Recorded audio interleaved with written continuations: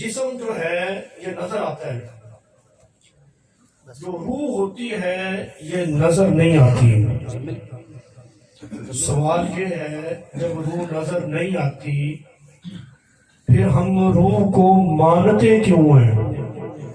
کیونکہ ہمارا تو یہ مزاج بنا ہوگا ہے نا، حضور حاضر ناظر ہیں تو پھر دکھائی کیوں نہیں دیتے، دکھتے کیوں نہیں ہیں؟ انہیں کو جسم میں روح ہے یہ کون سا نظر آتی ہے؟ لیکن جو جسم کے اندر روح ہے نظر تو نہیں آتی، محسوس ضرور ہوتی ہے۔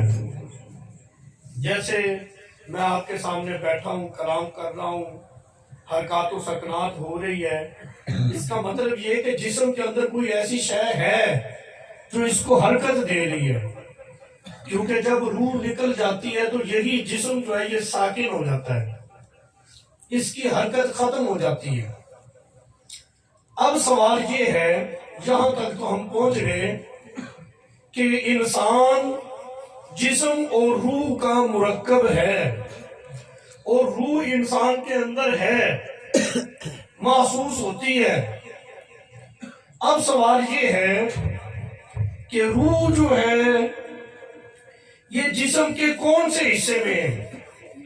کیا یہ ٹانگوں میں روح ہے یا سر میں ہے یا ہاتھوں میں ہے، کہاں ہے؟ تو روح انسان کے سارے جسم کے اندر ہے۔ انشاءاللہ میں یہ تمہید بنا رہا ہوں، پھر اپنے موضوع کی طرف آ جاؤں گا۔ روح جو ہوتی ہے یہ انسان کے سارے جسم میں ہوتی ہے۔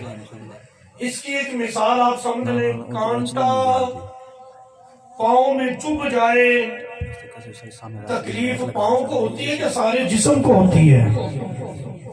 چھری ہاتھ پہ لگ جائے، تکلیف انگلی پہ ہوتی ہے یا بے چین سارا جسم ہوتا ہے؟ داڑھ میں درد ہو، تکلیف صرف اسی داڑھ میں ہوتی ہے یا سارا جسم جو ہے بے قرار ہوتا ہے؟ تو پتہ چلا روح جو ہے یہ سارے جسم کے اندر ہے۔ اب بلا تمثیل سمجھو، نبی کریم علیہ السلام زندہ ہیں، دکھائی کیوں نہیں پڑتے؟ انہیں یہ کہو زندہ تو ہیں، دکھائی اس لیے نہیں پڑتے کہ ہماری دیکھنے والی آنکھیں نہیں رہی ہیں۔ بہت ساری ایسی چیزیں جو دکھائی نہیں دیتی لیکن ہیں، یہ کوئی بڑی بات تو نہیں ہے۔ یہ ساری کائنات کا وجود اور کائنات کا برقرار ہونا یہ اس بات کی دلیل ہے، نبی پاک علیہ السلام باقاعدہ حیات کے ساتھ اس کائنات میں موجود ہے۔ ابن ماجہ شریف کی حدیث ہے، بڑی معروف روایت، نبی کریم علیہ السلام نے ارشاد فرمایا، جب میرا امتی مجھ پہ درود بھیجتا ہے، سرکار فرماتے ہیں کہ رب تعالی میری روح کو میرے جسم میں لٹا دیتا ہے، میں اپنے امتی کا درود سنتا بھی ہوں اور اس کو جواب بھی ارشاد فرماتا ہوں۔ سبحان اللہ۔ اچھا مجھے یہ بتاؤ،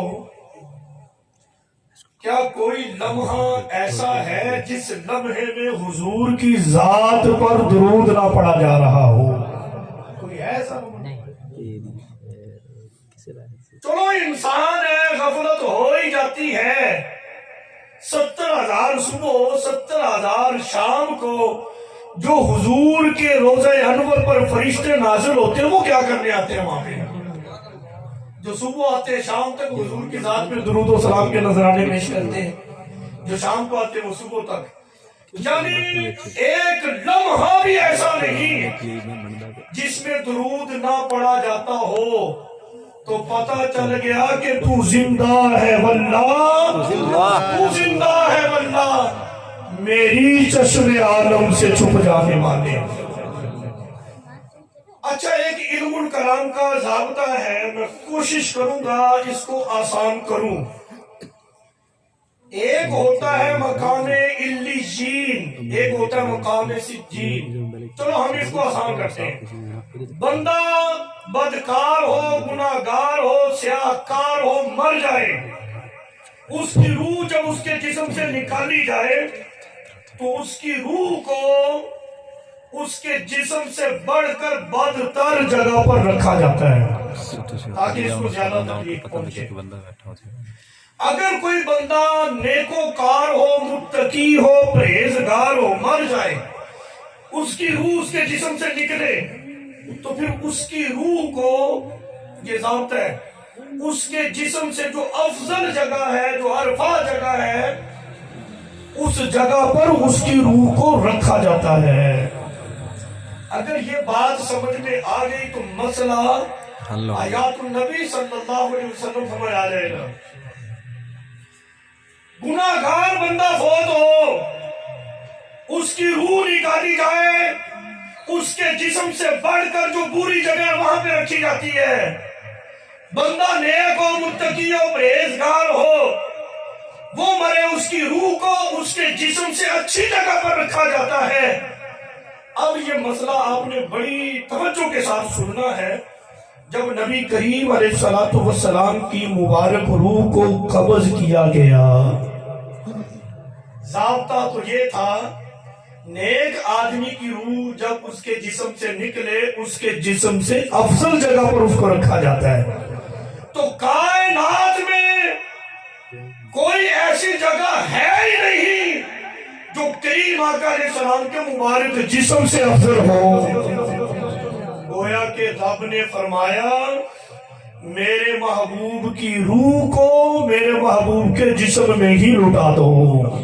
سبحان اللہ. چلیں تھوڑا سا مسئلہ اور آسان کریں. اللہ تعالیٰ قرآن پاک میں فرماتا ہے وَلَا تَقُولُوا لِمَن يُقْتَلُ فِي سَبِيلِ اللَّهِ أَمْوَاتٌ بَلْ أَحْيَاءٌ وَلَٰكِن لَّا تَشْعُرُونَ.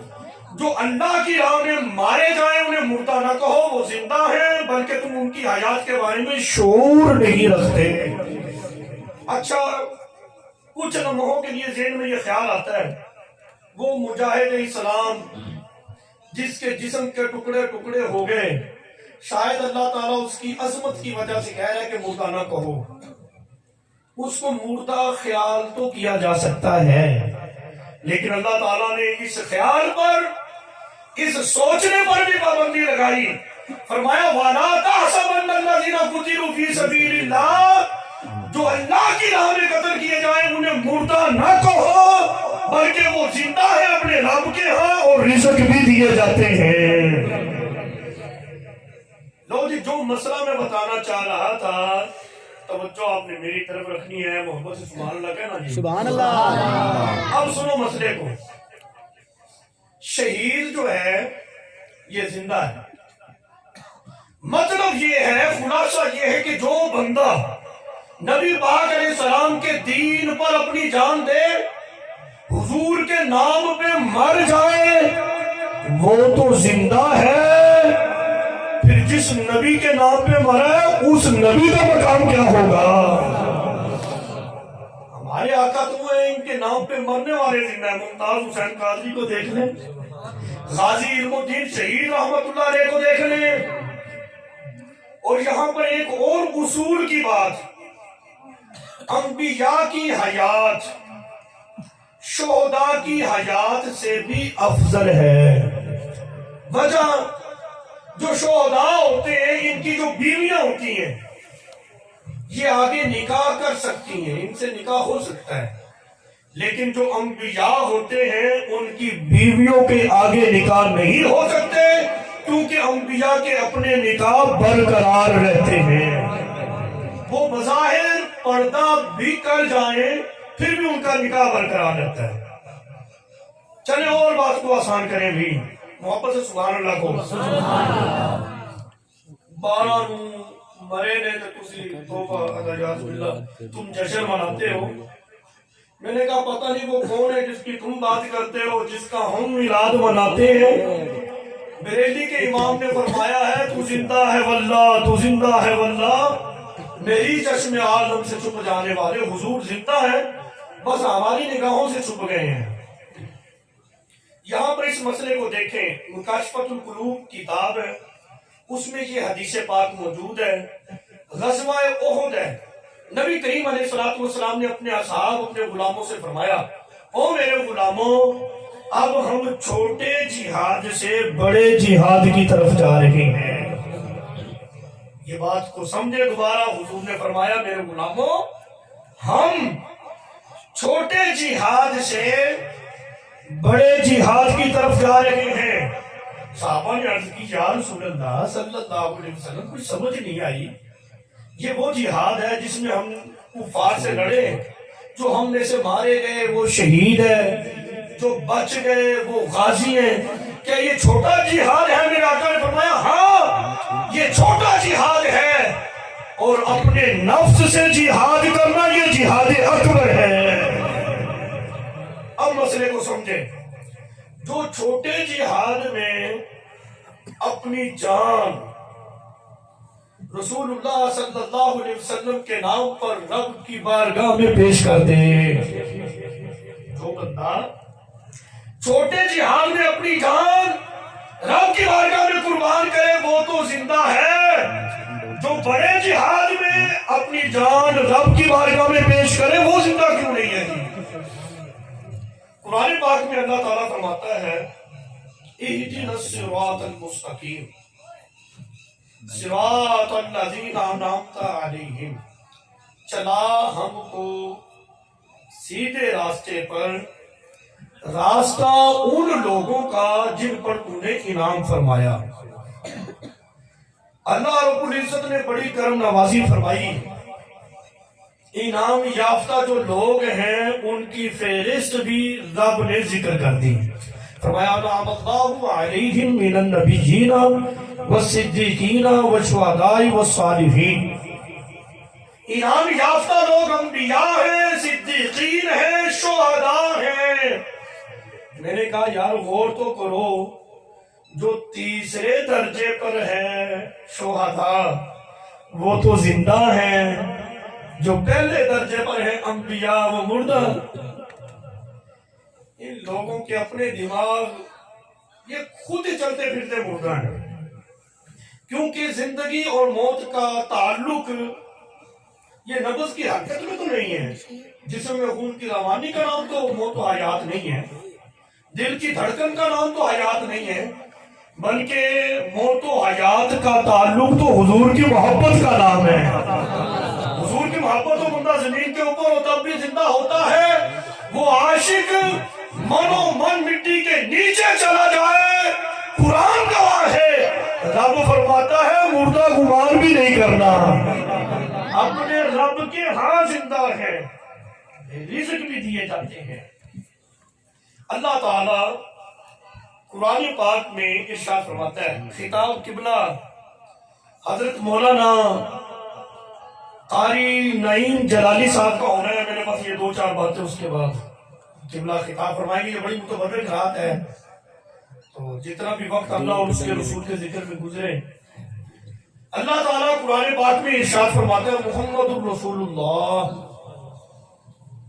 اسے کہو اس کا ترجمہ کر، محمد الرسول اللہ اس کا ترجمہ کر، مسئلہ حل ہو جائے گا۔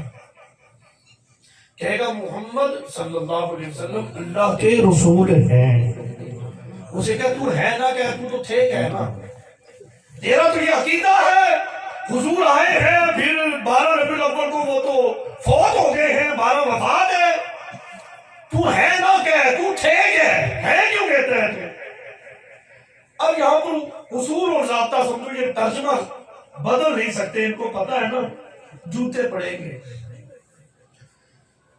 اصول اور ضابطہ یہ ہے، اگر کوئی دیکھو نا صفت جو ہے نا، صفت یہ اس وقت تک ہی باقی ہوتی ہے جب تک موصوف باقی ہو، اگر موصوف ختم ہو جائے تو صفت ختم ہو جاتی ہے۔ میں آپ کو کہوں جنرل ضیاء الحق صاحب پاکستان کے صدر ہیں کہ تھے کیوں؟ موصوف ختم ہو گیا تو صفت بھی ختم ہو گئی، لیکن محمد رسول اللہ کا ترجمہ یہ نہیں ہے کہ تھے، بلکہ معنی یہ ہے محمد صلی اللہ علیہ وسلم اللہ کے رسول ہیں اور رسالت یہ صفت ہے، پتہ یہ چلا کہ نبی پاک علیہ السلام اپنی ذات کے ساتھ اپنے امتیوں میں موجود ہیں۔ یہاں پر اگر ہم اس مسئلے کو بھی دیکھیں کہ نبی پاک علیہ السلام کو جو مقام اللہ تعالیٰ نے عطا کیا، قرآن پاک کی تو بے شمار اس طرح کی آیات ہیں جو پیش کی جا سکتی ہیں۔ مسئلہ حیات النبی صلی اللہ علیہ وسلم، کہتے ہیں کہ اگر زندہ تھے تو بناؤ باللہ، اتنی غلیظ زبان تے تسی پھر زندے نو پور کے آ گئے۔ سمجھ آ رہی ہے نا؟ اور یار چاک چڑھن دے رہے تو پھر تلک واسطہ جو ہے میں نہ گل کریا کرو۔ میں کہتا ہوں تو اپنا تلک واسطہ دیکھ، تجھے یہ نہیں پتا کہ اس کے عقائد و نظریات کتنے غلیظ ہیں۔ کہتے ہیں اگر زندہ تھے تو تم اپنے زندہ نبی کو پور کے آگے ہو، دبا کے آگے ہو۔ میں نے کہا اچھا، شہید کو تو بھی زندہ مانتا ہے، غیب باندھے نماز جنازہ پڑھا کے کتنے تم نے دبا دیے۔ قرآن کہتا ہے یہ زندہ تم کیوں دبا کر آئے ہو؟ ایک امتی کی حیات کو ہم سمجھ نہیں سکتے، رب فرماتا ہے زندہ ہے، تم شعور نہیں رکھتے، جو امام الانبیاء ہیں ان کی حیات کو ہم کیسے سمجھ سکتے ہیں؟ انبیاء اکرام، ہمارا یہ عقیدہ ہے، حضور علیہ السلام اپنے روضہ انور میں اپنی قبر مبارک میں زندہ ہے، موجود ہے۔ ساری کائنات کا حضور مشاہدہ فرما رہے ہیں۔ حضرت موسیٰ علیہ السلام کوہ طور پر گئے، میں زیادہ تفصیل میں نہیں جاتا، اللہ تعالیٰ نے صفت کی تجلی کوہ طور پر ڈالی، کوہ طور جل کر سرما بن گیا، بندے مر گئے، موسیٰ علیہ السلام بے ہوش ہو گئے۔ جب ہوش آیا حضرت موسیٰ علیہ السلام فرماتے ہیں رب کی صفت کی تجلی جو کوہ طور کے واسطے سے میں نے دیکھی تھی، اس کی وجہ سے میری نظر اتنی تیز ہو گئی کہ کالی کیڑی چیونٹی کالے پہاڑ پر میلوں دور بھی چل رہی ہوتی تھی۔ موسیٰ علیہ السلام فرماتے ہیں کہ میری بینائی اتنی تیز ہو گئی، میں اس چیونٹی کو دیکھ لیا کرتا تھا اندھیرے میں بھی۔ موسیٰ علیہ السلام نے تو ایک صفت کی تجلی دیکھی اور بینائی اتنی بڑھ گئی، نبی پاک علیہ السلام نے تو رب کی ذات کا مشاہدہ کیا ہے۔ اعلیٰ حضرت یہاں پر فرماتے ہیں، میں اس شعر سے پہلے ایک تمہیدی طور پر یہ چیز بتا دوں کہ غیب ہوتا کیا ہے، غیب کی تعریف کیا ہے۔ اور نبی پاک کو غیب کوئی نہیں، اسے کہا رٹے نہ لگا، ایک منٹ بریک لگا، یہ بتا غیب کہتے کسے ہیں؟ میں منبر رسول پہ بیٹھا ہوں، 50 آدمی پکڑ کے لاؤ، 49 ایسے ہوں گے جو یہ رٹا لگا رہے ہیں، ان کو پتہ ہی نہیں ہوگا، حاضر ناظر کوئی نہیں۔ میں نے کہا اس کی تعریف کر دیں، ایسے جاہل مرکب جس بات کا دعویٰ کرنے پتہ ہی کوئی نہیں۔ غیب کی تعریف، غیب اسے کہتے ہیں جس کا علم حواس خمسہ سے حاصل نہ ہو۔ بات تھوڑی مشکل ہے لیکن پڑھے لکھے حضرات بیٹھے ہیں اس لیے میں یہ کر رہا ہوں، لیکن آسان ہو جائے گی۔ غیب اسے کہتے ہیں جس کا علم حواس خمسہ سے حاصل نہ ہو۔ حواس خمسہ کیا ہے؟ کسی چیز کا علم دیکھ کر حاصل ہو جانا، کسی چیز کا علم جو ہے سن کر حاصل ہو جانا، کسی چیز کا علم سونگ کر حاصل ہو جانا، یہ غیب نہیں ہوتا۔ کسی چیز کا علم چکھ کر حاصل ہو جانا، کسی شے کا علم ٹٹول کر حاصل ہو جائے، یہ غیب نہیں ہوتا۔ دیکھنا، سننا، چکھنا، سونگنا اور ٹٹولنا، جو علم اس کے علاوہ ہے، اس سے حاصل نہیں ہوتا، اس کو کہتے ہیں غیب کا علم۔ کرامن کاتبین، یہ جو دائیں بائیں فرشتے بیٹھے ہیں، مانتے ہو نا، یہ تو عقیدہ ہے نا؟ اچھا کبھی آپ نے ان کی آواز کو سنا ہے؟ مطلب یہ کہ ان کا علم سننے سے حاصل نہیں ہوا۔ اچھا کبھی آپ نے ان کو سونگا ہے کہ ان کی فرشتوں کی کوئی مخصوص خوشبو آتی ہو؟ پتہ چلا کہ ان کا علم سونگنے سے حاصل نہیں ہوا۔ کبھی ان کو ٹٹولا ہے ہاتھ کے ساتھ، کبھی ان کو چکھا ہے۔ ان حواس کے ساتھ جس چیز کا علم حاصل نہ ہو اس کے کیا کہتے ہیں؟ غیب۔ یہ فرشتے کیا ہیں؟ سارے بولو نا، فرشتے کیا ہیں؟ فرشتے غیب ہیں، کیونکہ ان کا علم نبی پاک علیہ الصلوۃ والسلام کے بتانے سے آیا ہے، ہمیں خود حواس خمسہ سے حاصل ہے۔ اچھا اور کوئی غیب کے سین ہوتے ہیں؟ یہ غیب کی خبر نہیں۔ اور اس کائنات میں سب سے بڑا غیب وہ رب کی ذات ہے، رب سے بڑا کوئی غیب کوئی نہیں۔ اور نبی پاک علیہ الصلوۃ والسلام نے اس رب کا بھی دیدار کیا ہے۔ اعلیٰ حضرت فرماتے ہیں اور کوئی غیب کیا تجھ سے نہا ہو بنا، جب خدا ہی نہ چھپا تم پہ کروڑوں درود۔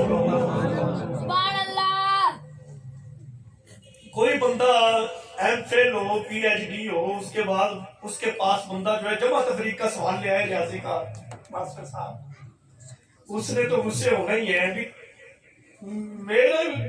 میرا سٹیٹس دیکھ وہ تو سوال کیا لے کر آیا ہے؟ نبی پاک علیہ السلام کی ذات دیکھو، سوال پتہ کیا ہے؟ دیوار پیچھے کا پتہ نہیں، مگر جا اپنا کام کر، سوال کرنا ہے تو یہ کر جو دیوار پیچھے ہے اس کو حضور کا علم ہے کہ کوئی نہیں؟ کائنات کا ذرہ ذرہ حضور علیہ الصلوۃ والسلام کو جانتا ہے۔ کائنات کی حاشیہ حضور کی امت ہے نا، یہ پتے بھی حضور کو جانتے ہیں۔ اس کا مطلب یہ پھر ان کا علم زیادہ ہو گیا، حضور کو یہ دیوار پیچھے ہو تو اس کا مطلب کوئی نہیں۔ کیا عجیب بکواس ہے ان لوگوں کی۔ اچھا اس مسئلے کو ذرا ایک اور وجہ سے سمجھیں۔ نبی کریم علیہ الصلوۃ والسلام اللہ تعالیٰ نے جہاں بہت سارے اوصاف اپنے پیارے حبیب علیہ الصلوۃ والسلام کو عطا فرمائے۔ یہ بس آخری بات کر رہا ہوں، توجہ سے بھی محبت سے سبحان اللہ۔ نبی کریم علیہ الصلوۃ والسلام، چلو یہ واقعہ ذکر کر کے پھر اس کے ساتھ بات ذکر کرتا ہوں۔ علامہ رفاعی رحمۃ اللہ علیہ، میں یہ سوچ رہا تھا کہ یہ نا آج کی رات میں یہ واقعہ ضرور ذکر کروں گا۔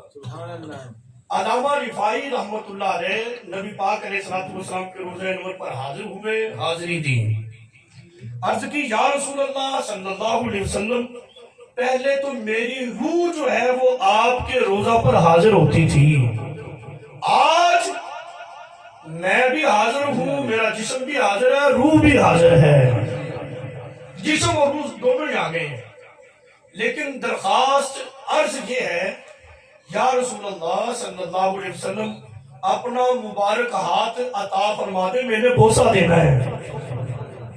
یہ کسی نے حوالہ دیکھنا ہو میرے پاس کتاب پڑھی ہے۔ اکیلے علامہ رفاعی وہاں پر نہیں تھے، بہت سارے لوگ تھے روزہ انور پر، اور جن میں جلیل القدر ہستی 11ویں والا پیر شیخ عبد القادر جیلانی محبوب سبحانی قندیل نورانی، آپ بھی وہاں پر موجود تھے، بلکہ شیخ عبد القادر جیلانی نے بھی حضور کے دست مبارک کی زیارت کی۔ جب علامہ رفاعی نے یہ عرض کی نا، حضور علیہ الصلوۃ والسلام کا مبارک ہاتھ آپ کے روزہ انور سے باہر آ گیا، علامہ رفاعی نے حضور کے ہاتھ پہ بوسہ دیا ہے۔ اللہ تعالیٰ نے جو اللہ تعالیٰ کے محبوب بندے ہوتے ہیں نا، ان کو رب تعالیٰ نے یہ مقام عطا فرمایا ہے، اور ان کی یہ شانیں ہوتی ہیں۔ ایک وقت میں وہ جہاں چاہے حضور ہے روزہ انور میں، جہاں چاہے حضور تشریف لے جا سکتے ہیں، سارے انبیاء، صرف نبی پاک کی یہ شان نہیں، سارے انبیاء، جب حضور کے جو مقتدی انبیاء ہیں ان کی یہ شان ہے، حضور تو پھر امام الانبیاء ہے نا، اچھا، نبی پاک علیہ السلام مسجد اقصی سے مسجد حرام کو جب گئے، اذا مررت بقبر موسیٰ فاذا هو قائم یصلی، ایک جگہ یہ حدیث پاک اس طرح ہے، اذا مررت بقبر موسیٰ هو قائم یصلی، حضور فرماتے ہیں کہ جب میں موسیٰ علیہ السلام کی قبر کے پاس سے گزرا، موسیٰ علیہ السلام اپنی قبر انور میں کھڑے ہو کر نماز پڑھ رہے تھے۔ یہ عام ترجمہ ہے جو حدیث کی کتب میں مل جاتا ہے، لیکن میرا ایک اپنا ذوق ہے، میرا ایک اپنا وجدان ہے، میں یہ کہتا ہوں یہاں پر یصلی کا معنی نماز نہیں ہے، یہاں یصلی کا معنی نماز نہیں، نماز نہیں ہے۔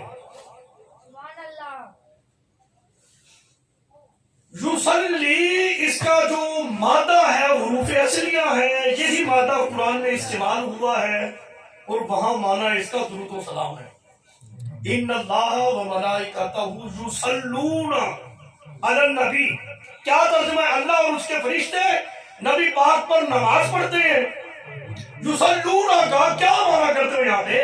کہتے نہیں جی صلاۃ کا معنی نماز ہوتا ہے، تم نے کیسے درود و سلام کر دیا؟ میں ادھر بھی کر، اللہ اور اس کے فرشتے نبی پاک پر نماز پڑھتے ہیں، کر کوئی بھی نہیں کرے گا، سبھی یہ کہتے ہیں اللہ اور اس کے فرشتے نبی پاک علیہ السلام پر درود بھیجتے ہیں۔ تو یصلون کا معنی درود بھی ہے نا۔ اب حدیث میں آ جائیں، اذا مررت بقبر موسیٰ هو قائم یصلی، معنی یہ بن جائے گا کریم آقا علیہ السلام جب موسیٰ علیہ السلام کی قبر کے قریب سے گزرے، موسیٰ علیہ السلام اپنی قبر میں کھڑے ہو کر نہایت ہی ادب و احترام کے ساتھ رسول اللہ صلی اللہ علیہ وسلم کی ذات پہ درود و سلام کے گجرے نچھاور کر رہے تھے۔ اچھا، حضور جب گزرے وہ اپنی قبر میں کھڑے، جب مسجد اقصی پہنچے وہاں بھی موسیٰ علیہ السلام، آسمانوں پہ گئے تو وہاں بھی موسیٰ علیہ السلام، جب واپس آئے پھر موسیٰ علیہ السلام۔ یا رسول اللہ آپ کی امت اتنی نمازیں نہیں پڑھ سکیں گی، کچھ کام کروائیں، پھر موسیٰ علیہ السلام، پھر موسیٰ علیہ السلام سے ملاقات، پھر موسیٰ علیہ السلام سے ملاقات۔ میں کہتا ہوں جہاں جہاں حضور گئے پہلے موسیٰ علیہ السلام وہاں پہ ہیں۔ مطلب یہ ہے ہمارا عقیدہ کہ اللہ کے نبی جہاں چاہیں وہاں جا سکتے ہیں۔ حضور علیہ السلام یہ خواب کا واقعہ کوئی نہیں، یہ جو زمینی معراج ہے، سارے انبیاء مسجد اقصی میں آئے، اور وہ مسجد اقصی آسمانوں میں نہیں ہے، زمین پہ ہے۔ سارے انبیاء اپنے درباروں سے آئے ہیں، حضور نے ان کی امامت کی ہے۔ جب میرے آقا علیہ السلام کے مقتدیوں کی یہ شان ہے تو پھر رسول اللہ صلی اللہ علیہ وسلم جو امام الانبیاء ہے، جو سردار الانبیاء ہے، جو میلاد والے آقا ہیں، پھر ان کی کیا شان ہوگی؟ سبحان اللہ۔ یہ ساری چیزیں اسی بات پہ دلالت کرتی ہیں کہ حضور زندہ ہے، زندہ ہے تو ہے۔ بات ختم ہو گئی، صرف ایک پیغام اور ایک میسج اسی رات کے حوالے سے۔ راتیں ساری رب نے بنائی ہیں، لیکن اسی رب نے کچھ نسبتیں بھی بنائی ہیں، ٹھیک ہے نا جی؟ زمین کا ٹکڑا تو یہ بارڈ 5L کا بھی ہے، یہاں تو کوئی نہیں دوڑ دوڑ کے ساتھ چکر لگاتا، کسی کو آپ نے دیکھا ہے؟ جو حرم شریف ہے وہ بھی مسجد ہے، یہ بارڈ 5L کی جو جامع مسجد ہے، قبلہ کسی نے طواف کیا ہے اس کا؟ اللہ تعالیٰ نے کوئی نسبتیں بھی تو رکھی ہے نا جی۔ ہر نسبت کا ایک اپنا مقام ہوتا ہے، اس کا ایک اپنا مرتبہ ہوتا ہے، اس کی ایک اپنی شان ہوتی ہے۔ بالکل۔ آج کی رات بڑی متبرک ہے، بڑی عظمتوں والی ہے، بڑی شانوں والی ہے۔ آج ہم یہ تحیہ کر لیں، یا رسول اللہ صلی اللہ علیہ وسلم، آپ نے دنیا پہ جتنی مشقتیں برداشت کی اپنی امت کے لیے کی ہے نا، تو انشاءاللہ تعالی نماز حضور نے فرمایا میری آنکھوں کی ٹھنڈک ہے۔ تو یا رسول اللہ آج عہد کرتے ہیں کہ انشاءاللہ ہماری نماز کبھی قضا نہیں ہوگی، کہ وہ محبوب اپنی امت سے اتنا پیار کرتے ہیں، اس امت کو بھی چاہیے کہ وہ اپنے نبی سے اسی طرح ٹوٹ کر پیار کرے. کوئی کہہ رہا ہے میراث کتنے لکھا ہے, فلانی ہے کتنے لکھی, فلانی کتنے لکھوں گے, جا یار اپنا کام کر. یہ تھوڑے جواب دینی ہے, جا اپنا کام کر. نبی ہمارے ہیں, کلمہ ہم نے پڑھا ہے, میلاد بھی پھر ہم نے اپنے آقا کا منانا ہے نا جی. تو اب مختصر